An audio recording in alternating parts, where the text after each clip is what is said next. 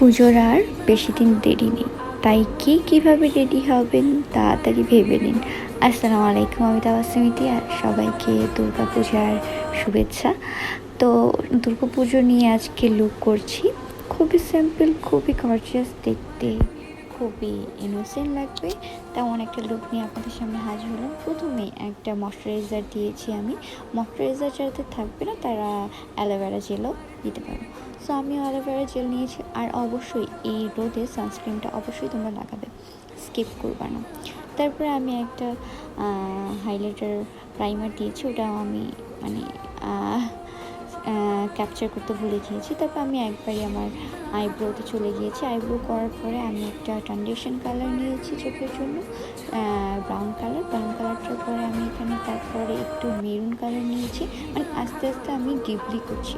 Maroon কালারটা চোখের transition colour হিসেবেই আমি নিয়েছিলাম, তো ওটাই আমি একটু আস্তে আস্তে করছি।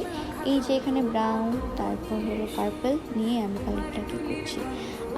একটু একটু করে কালারটা দিলে হয় কি, কালারটা আপনার ছড়াবে না, দেখতে বেশ ভালো লাগবে। তো আমি আর একটু ব্রাউন, আমি দুইটা কালার মিক্সড করে কিন্তু আমার চোখে লাগাচ্ছি। এখানে চোখটা ইজি হলো, দেখতে খুব বেশি সুন্দর লাগে, তাই আমি খুব বেশি দিচ্ছি না, একটু একটু করে নিচ্ছি। দেন তারপরে ওখানে আমি একটা শিমার দিব, পার্পল কালার যে শিমারটা ছিল সেই শিমারটা দিব। লাস্টের দিকে আমার মনে হয় গোল্ডেন কালারের শিমার দিলে বেশি সুন্দর লাগবে। দেন আমি লিডে আবার গোল্ডেন কালারের শিমার লাগিয়েছি। আপনারা একটু বুঝে শুনে দিবেন।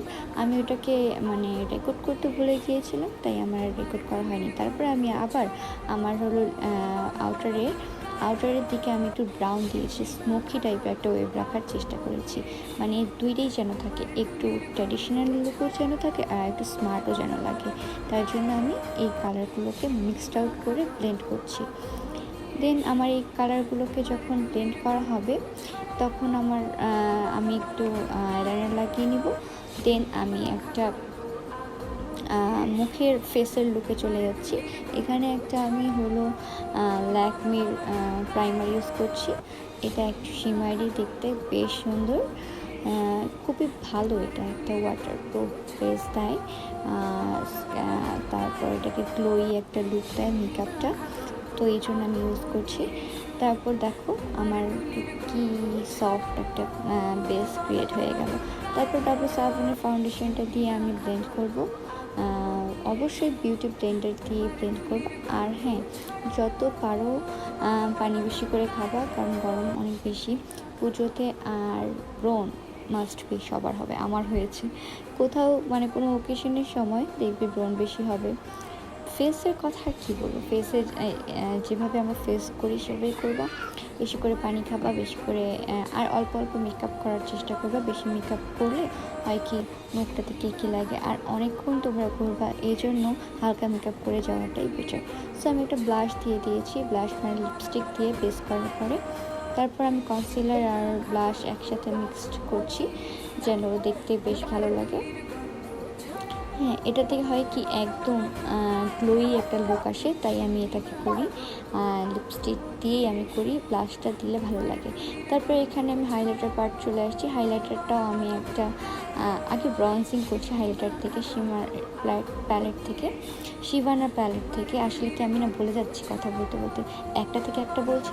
তো কন্টুরিং আর ব্লাশ আমি করে ফেলছি একই প্যালেট থেকে। তারপর আমার ওয়াটার লাইনে যে মেরুন কালারটা ছিল সেটা দিয়ে আমি মিক্সড করছি। তারপর ওয়াটার লাইনে আমি আবার মাস্কারা দিলাম, একটা লিপস্টিক দিয়ে আমার লুকটা কমপ্লিট করলাম। আমি হ্যাঙ্ককের লিপস্টিকটা দিয়েছি। তো আমার মেকআপ কেমন হয়েছে, কেমন লেগেছে, পূজার জন্য বেস্ট মেকআপ হয়েছে কিনা অবশ্যই কমেন্ট করে জানাবেন।